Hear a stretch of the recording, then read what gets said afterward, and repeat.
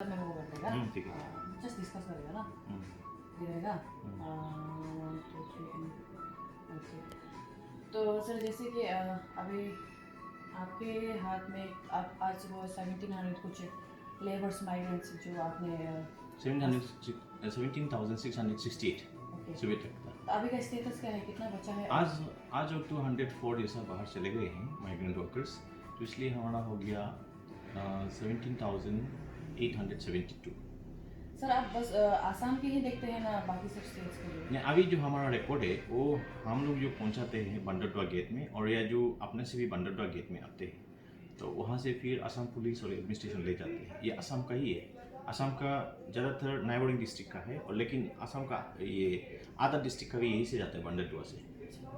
तो सर आप जैसे कि जानते हैं कि हमारे पब्लिक मैक्सिमम जितने भी जो बड़े कंट्रैक्टर से लेके छोटे मोटे लोग जो कंस्ट्रक्शन लेवल में हमारा जो लेबर पे ही निर्भर रहते हैं, तो इकोनॉमिक पे कुछ असर होता है। अब आपका क्या कहना है इस पर? इस पर तो बिल्कुल असर होगा, यानी कि जितना भी डेवलपमेंटल एक्टिविटीज़ है, स्पेशली इंफ्रास्ट्रक्चर कंस्ट्रक्शन, जैसे अपना पर्सनल जो अपना हाउस होल्ड, अपना स्पेशली जो रेसिडेंशियल बिल्डिंग्स या अपना बिजनेस का जो बिल्डिंग्स है, होटल्स का जो भी कुछ बना रहे हैं, वो तो थोड़ा या तो डिले हो जाएगा या तो बहुत बंद ही रह गया होगा, क्योंकि लेबर नहीं मिलेंगे अभी।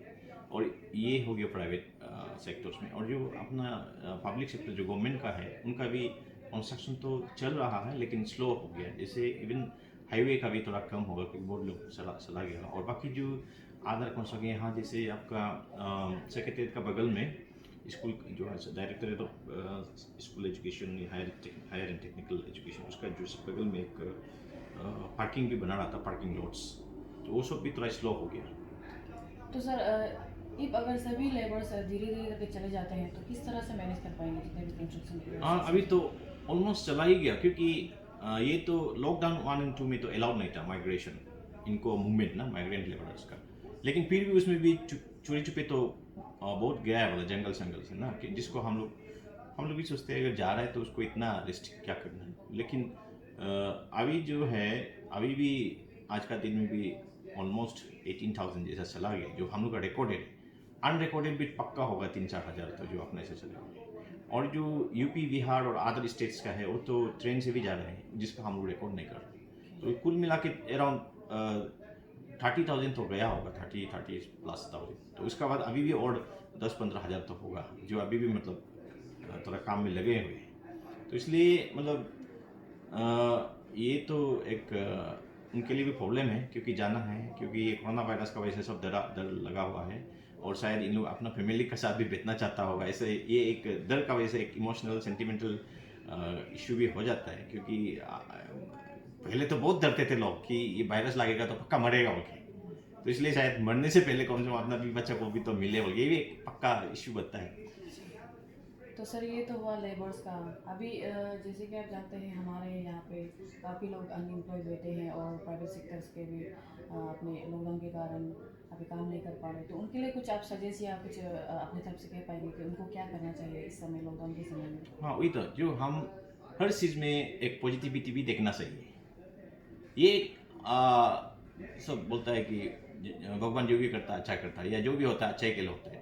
ऐसे कोरोना वायरस तो अच्छा बात नहीं है, लेकिन यहाँ से बहुत लोग चले गए हैं, और हमारे अनएम्प्लॉयड यूथ तो चिल्लाते रहते हैं उनका पास जॉब नहीं। अभी देखिए, अगर कैपिटल में ही माइग्रेंट वर्कर से इवन 40,000 था या 50,000 था एट द मोस्ट अभी भी सपोज, या इंक्लूडिंग अदर्स जो थोड़ा माइग्रेंट वर्कर्स नहीं होके जो होटलों में दुकानों में काम करते भी हैं, तो कुल मिला के से 1 लाख भी अगर होता है, मतलब बाहर का लोग, जो यहाँ का यूथ लोग भी काम कर सकता है उसको, तो अगर इन लोग पर मंथ इनकम एवरेज अगर 20,000 भी होता है, तो 1 लाख का 20,000 सोच के कितना होता है। 1 लाख का 100 होने से ही मतलब ये होता है 1 करोड़ होता है 1 लाख का। आई मीन मतलब अराउंड 200 करोड़ तो आपका मंथली ऐसे जाता है। ये हमारा यूथ लोग अभी सीखना चाहिए, जैसे पेंटिंग, कारपेंटरी, प्लम्बिंग यानी कि pipe साइप fitting sitting, electrical wiring स्वायरिंग, और इवन मेशनरी भी सीखना चाहिए अभी, क्योंकि इसमें बहुत पैसा है। अभी तो ऐसा है जैसे जितना भी प्राइसेस है वो तो डिमांड एंड सप्लाई पर डिपेंड होता है।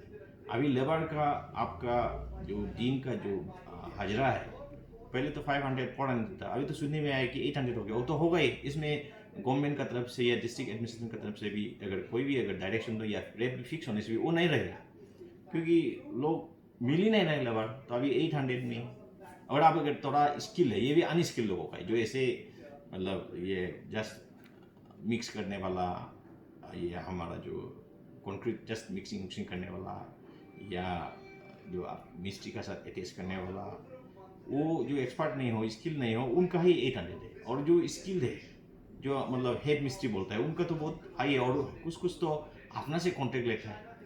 तो ये लोग इतना पढ़ा लिखा भी नहीं है इनको, लेकिन आइडिया रहता है। इतना अगर 5 फ्लोर का बिल्डिंग बनाना है तो इसमें कॉलम का साइज कितना होना चाहिए, एक एक कॉलम में कितना रॉड डालना चाहिए, 20 mm का 16 mm का कितना डालना चाहिए, बीम में कितना डालना चाहिए, वो सब पता रहता है। स्लेब में कितना, ये सब तो उनका एक्सपीरियंस है। उन लोग तो कोई तो क्लास 1 तो भी नहीं पढ़ा है। तो ये हमारा लोग भी करना है ना, क्यों नहीं करते हैं?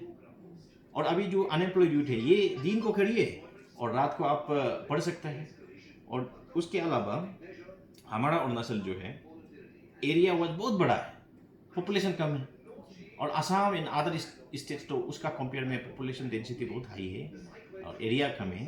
लोग मतलब जानवर का रहने का जगह नहीं, आदमी का ही रहने का जगह नहीं। तो हमारा अरुणाचल में सब कुछ का फैसिलिटी है और लैंड भी इतना फर्टाइल है, इतना बड़ा बड़ा घास उग सकता है। तो छोटा छोटा हमारा वेजिटेबल क्यों नहीं उगेगा?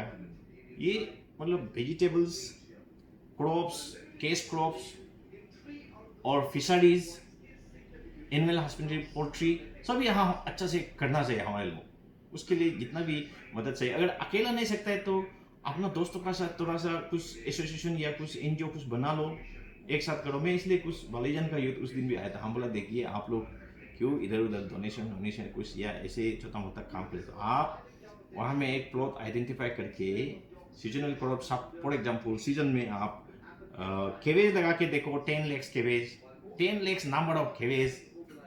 तो उसमें अगर आप केजी को अगर 5 रुपये में भी बिक्री करते हैं तो कितना आएगा देखिए। तो ये सब कुछ हमारा यूथ लोग इस तरह का प्लान करना है, ऐसे रोते रहे। और दुनिया में कोई भी ऐसा गवर्नमेंट नहीं होगा जो हर मतलब एजुकेटेड यूथ को नौकरी देगा। सबको नौकरी देगा तो कौन फिर वो में हॉर्टिकल्चर में, एग्रीकल्चर में, फिशरी में कौन काम करेगा? सब बाबू बन के ऑफिस में बैठेगा तो कौन हमको खिलाएगा?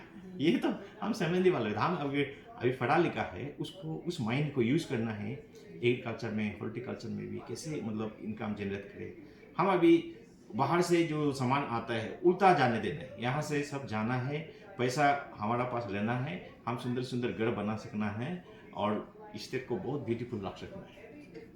तो सर अभी बहुत दिन हो चुका है, अभी ऑलमोस्ट लॉकडाउन का 5 फेज चल रहा है। और शुरुआत में स्टैंडर्ड जितने भी स्टूडेंट्स थे हमारे पीटीसी को लेके और क्वारंटाइन सेंटर्स को लेके काफ़ी कंप्लेंट्स थे, मगर अभी थोड़ा देखने को आया कि ठंडा हो गया। तो उस पर क्या कहना है आपका? देखिए, ये अभी सब लोग एक क्वेश्चन ये भी पूछते रहते हैं कि लॉकडाउन 1 और 2 में क्यों इतना स्ट्रिक्ट है जब उस समय वायरस नहीं था। ये एक कॉमन क्वेश्चन है। और अभी जब वायरस हो गया, लॉकडाउन क्यों खुल गया? देखिए, उस टाइम तो नंबर 1 हमें पता नहीं था किसका पास वायरस है, और उस टाइम इसलिए रुकाया क्योंकि उस समय स्टेट वाज नॉट प्रिपेयर्ड। जैसे आप बोल रहे कि वहाँ पीटीसी में क्वारंटाइन में शुरू में बहुत कंप्लेन इसलिए कि स्टेट वाज गेटिंग रेडी, क्योंकि हमें पता नहीं था। क्योंकि हम तो सुन रहे थे कि वुहान में है, चाइना में है, यहाँ तो फटक से आ गए इंडिया में। तो इंडिया, हमारा प्राइम मिनिस्टर ने और हमारे गवर्नमेंट ने और इवन स्टेट गवर्नमेंट ने सही डिसीजन लिया कि लॉकडाउन 1 और 2 बहुत स्ट्रिक्ट हुआ, ताकि उसमें हमको पता भी चले फिल्टर करके कि किसका कौन कौन है जो थोड़ा सा जिस वायरस लेके कौन घूम सकता है, रेड जोन कौन सा है और ऑरेंज ग्रीन कौन सा है, उस अनुसार एक्शन लेने के लिए। उसका बाद जैसे बहुत हॉस्पिटल्स में कुछ भी नहीं था, इवन टेस्टिंग किट्स भी नहीं था और क्वारंटाइन सेंटर भी नहीं था। तो लॉकडाउन 1-2 में ये सब प्रिपेयर हुआ और हमारा ट्रिम्स में वेंटिलेटर्स भी लाया गवर्नमेंट ने, आपको पता हो गया होगा। और हमारे स्टेट गवर्नमेंट ने क्वारंटाइन सेंटर बनाया पीटीसी को जैसे तैसे जल्दीबाजी में। उसका बाद लेकी को भी अभी बना लिया है। उसके बाद लेकी जब बन रहा था, लोग ये जो थोड़ा पेड भी बैठने को रेडी वाला लोग था, तो उसके लिए सब इथानगर का होटलों को रिक्वेस्ट करके उनका भी तो बिजनेस जीरो पड़ा हुआ था, उनको रिक्वेस्ट करके एडमिनिस्ट्रेशन ने 50%, ऑलमोस्ट 50% में इसका जो रूम का चार्जेस है 50% करके ताकि क्वारंटाइन में बैठने वाला को भी हेवी मतलब बर्डन ना पड़े और होटल वाला को भी ज़्यादा लॉस ना हो कि ये थोड़ा सा मिडिल में बीच करके किया है। अभी क्या है कि अभी हमको पता चल गया कि हमारा अरुणाचल के जैसे आप है हम में कोई डेंजर नहीं क्योंकि हमारे पास वायरस नहीं है अभी तक। वायरस होता तो हमको 14 डेज में या लॉकडाउन 1 में लॉकडाउन 2 में निकल जाना था क्योंकि उसको 14 डेज 30 डेज लॉकडाउन 1 एंड 2 तो ऑलमोस्ट मोर देन 1 मंथ था। तो अभी लॉकडाउन 3 एंड 4 को भी बोलने से अनदर 1 मंथ से 2 मंथ्स पार हो गए। तो अभी जो लॉकडाउन 5 जो उसको बोलता है कि अनलॉक 1 चल रहा है तो उसमें तो अभी सबको पता है कि जितना भी अभी अरुणाचल में वायरस पाया है से 57-58 जो हो गए हैं तो ये तो कैपिटल में भी 7 और शायद एक और हुआ भी होगा। तो ये जो पाया है ये तो बाहर से आने वाला है और वहाँ पे जो चांगलांग में पाया है वो भी सब बाहर से आने वाला लोग है। तो इसलिए हमको इतना डरना नहीं लेकिन हमको बहुत केयरफुल रहना है सब लोग। अभी पुलिस एडमिनिस्ट्रेशन का रोल जो हम आपको रास्ता में खड़ा होके हम ऐसा मत करो अभी ये बोलने का टाइम पार हो गया। इसलिए लोग बोलते हैं जैसे आप भी बोल रहे थे आपको शायद आजकल दिखाई नहीं, मैं क्यों दिखाई दूंगा? अभी तो आपको रोक टोक करने के लिए मुझे है गवर्नमेंट ने कोई पावर नहीं दिया, मतलब कोई डायरेक्शन नहीं दिया कि इनको रोको उनको रोको। अभी रोकने का है ही नहीं। बस अभी हमारा काम है, पुलिस का काम है कि हम हमारा बॉर्डर को अच्छे से गार्ड करें, गेट को अच्छे से गार्ड करें, कोई वायरस लेके स्टेट में फ्रीली ना घुसे। गवर्नमेंट का ऑलरेडी अच्छा पॉलिसी है कि जो भी बाहर से आते हैं उसको क्वारंटाइन में रखते हैं, इसके बाद टेस्ट करते हैं, फिल्टर कर रहा है, मतलब स्टेट में आने के लिए फिल्ट्रेशन है। तो उसमें हम साथ दे, हम भी इसमें खड़ा रह के शील्ड का जैसा स्टेट को गार्ड कर रहे हैं। अनदर हमारा पुलिस का रोल ये है कि अभी कैपिटल में 31 क्वारंटाइन होटल चल रहे हैं, लेकी में क्वारंटाइन चल रहा है, उसमें मतलब अभी ह्यूज कैपेसिटी में लाने वाला है, उसका पीटीसी में चल रहा है। ये क्वारंटाइन सेंटर में अगर हमारे लोग यूथ लोग जो भी स्टेटेड लोग अगर वायरस लेके भी आ गया, पुलिस का काम है कि हम शील्ड बन के उधर खड़ा रहे। ये वायरस जो है क्वारंटाइन सेंटर से बाहर आके हमारे लोगों को ना लगे और कम्युनिटी स्प्रेड ना हो, ये अभी है। और इस पर कम्युनिटी का बहुत अभी रोल है। कम्युनिटी अभी सोशल डिस्टेंसिंग मेंटेन करना है, मास्क हमेशा पहनना है। जैसे अभी हमको लोग बोलेगा कि मास्क नहीं पहनना, लेकिन ऑफिस में ज़्यादा मत पहना वाला है ऑफिस में, क्योंकि आपको ऑक्सीजन भी लेना है, नहीं तो हेल्थ का असर भी पड़ेगा। जब आप बाहर रिस्क एरिया में जाते हैं जैसे भी पहनना है, क्राउडेड एरिया में जाते हैं जैसे भी पहनना है, और आपका तबीयत खराब है तो पक्का पहनना है वो तो 24 आवर्स। तो ये आप देखिएगा। और क्राउडेड प्लेसेस जैसे बैंक सेंस एटीएम और मार्केट कॉम्प्लेक्सेस में, बाजार में, वेजिटेबल मार्केट में सोशल डिस्टेंसिंग काइंडली मेंटेन कीजिएगा, ताकि हमारा कोशिश के बावजूद भी अगर एक भी छूट से एक भी वायरस वाला निकल रहा है वो किसी को ना लगे। ये दूसरा और हम पॉइंट पब्लिक को रिक्वेस्ट करना चाहता हूँ, अभी भी हम लोग को तंग करते रहते हैं। कल भी लॉबी से हमको बहुत तंग किया, मैंने बहुत डांटा इनको कि सर यहाँ में 2 लड़की भाग के बैठा है, जैसे परसों रात भी ऐसा हुआ। तो मैंने बोला बिल्कुल भाग नहीं सकता है, क्योंकि हमारा जो क्वारंटाइन सेंटर में पुलिस 24 आवर गार्ड है, वो बिल्कुल बाहर किसी को आने दे ही नहीं सकता है। तो आप चेक करो, नहीं सर भागा है। तो हमने पुलिस भेजा, उधर भी देखा तो बेचारा वो तो सांगो बार से बैठ के ऑलरेडी मतलब निगेटिव टेस्ट होके डिस्चार्ज होके बैठा है अपना चुपचाप होम क्वारंटाइन। अभी भी हमको फिर गुरुम से भी एक लड़की उसको बुरा हाथा रहा है, वो मालिक मैंने पुलिस भेजा। मतलब ऐसा ना करे पब्लिक को ना, उल्टा आपके कॉलोनी में सेक्टर में अगर कोई बहन भाई लोग अगर बैठा है क्वारंटाइन होम क्वारंटाइन में, उनको आप मदद कीजिए। उनका कोई भी ज़रूरत है उसको बाहर जाने मत दीजिए। वो आप लोग एक बनाइए, बहन को या भाई को देखिए, कुछ आपको टूथपेस्ट टूथब्रश या खाने पीने की कोई भी जरूरी होने से हमें बोलिए, हम लोग पहुँचा दें। ऐसा करना है। ऐसे उसको आप मतलब बुरी नज़र से ना देखें कि वो वायरस है। वो तो मतलब उन लोग ऑलरेडी कोई तो बाहर स्टेट में पेश हो गया है, चिंकी पिंकी क्या क्या बोल के कोरोना घूम रही है ऐसे, इसलिए तो इन लोग आ गए थे। फिर अपना इधर भी ऐसा ट्रीट करेगा तो कैसा होगा? प्लीज़ आप लोग भी उसका जगह में रखेगा, आपको अगर ऐसा ट्रीट होगा तो कैसा होगा? तो मैं लोग कॉलोनी वालों से रिक्वेस्ट है कि आप लोग उल्टा उनको सबको मदद करें। सर ये आपने जैसे बाउंड्रीज की बात की, चेकिंग पॉइंट्स की, उसमें कोई डिफिकल्टीज अभी तक आपने पाया है या आप किस तरह से मैनेज कर रहे हैं?